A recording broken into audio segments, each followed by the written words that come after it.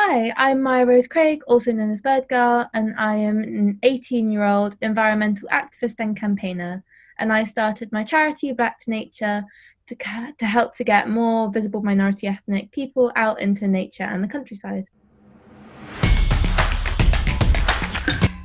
So, Mya-Rose, you're the youngest person in Britain to receive an honorary degree for your conservation work. You've hung out with Greta Thunberg. You've been working to get visible minority ethnic people more involved in environmentalism. Can you pinpoint where the passion for the planet that you have comes from?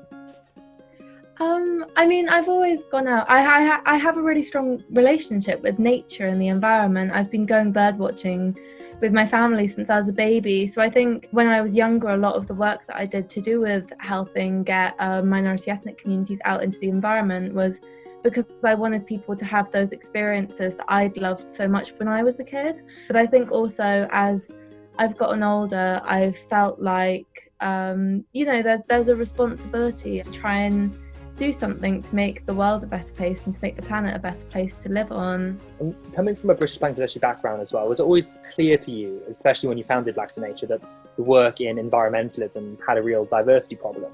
And if so, how do you think we can start to shift the dial on that?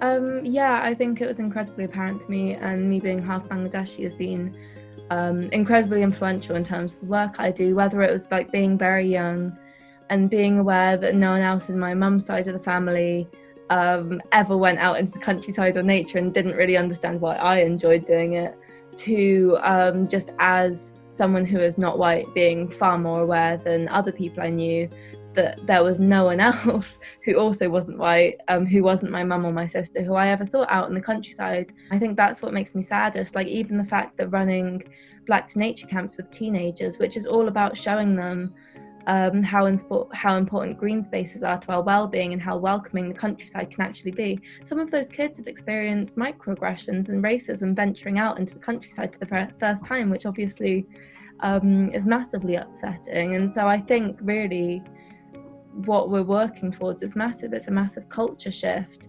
where it's not strange or unusual to see someone who's Black or Asian walking around the countryside. That's not an oddity, that's normal. And I do think in some ways lockdown might have been a step towards that, in that there have been a lot of people venturing out into the countryside for the first time. In many ways, 2020 was kind of a quieter year for climate activism, probably one of the most devastating but stunning images of last year, especially around the climate movement, right? When you just kind of surrounded by all the melting blocks of ice. It was incredible. When you were there and you were sort of surrounded by all this, I guess declining beauty, what was the story behind that photo in that moment? In September, I was able to go on a Greenpeace boat up to the Arctic, which it was, technically not to do with climate change. It was actually to do with their oceans campaign, because they're trying to protect the new oceans that are being exposed because of climate change, but they were also going up there because it was the sea ice minimum during that period, which people use to measure climate change. And last year it was the second worst ever, but more importantly following a pattern of it shrinking and shrinking and shrinking.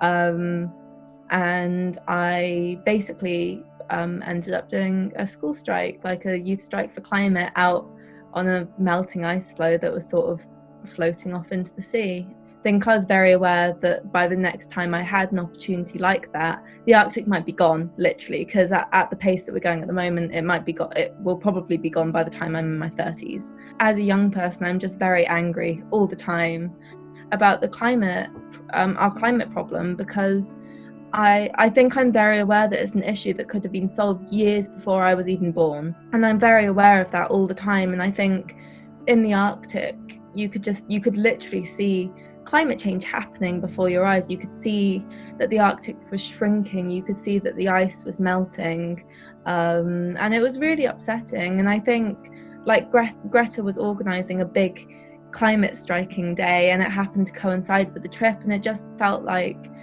a really perfect statement to sort of convey all of that anger and frustration. When you talk about that anger as well, I feel like fury can be a really useful emotion to kind of channel into campaigning like this, especially over the last year when there were just thousands of teenagers all over the country who are so passionate about climate, who have felt maybe disempowered over a period of time, in the way that maybe they haven't had their voice heard in the same way that they had done before. What would you say to all of these young climate activists who'll hopefully be finding their feet in collective organising again, hopefully sooner rather than later? I would tell people that when you're protesting, when you're trying to change the world, anger is the most important tool, really, and that you should save that up and use that. Like, as a young person in general, it's so easy to feel like people don't want to hear what you have to say and that they don't want to listen, and a lot of the time that's kind of true, and you sort of need that energy to fuel you into carrying on protesting and doing activism and campaigning and spreading the words, and all of that is so important. And I think at the moment it's easy to feel like climate change has gone away for the while we're dealing with the coronavirus, when obviously it hasn't at all, becoming more urgent by the day. And I guess we need people to remember that and realise that.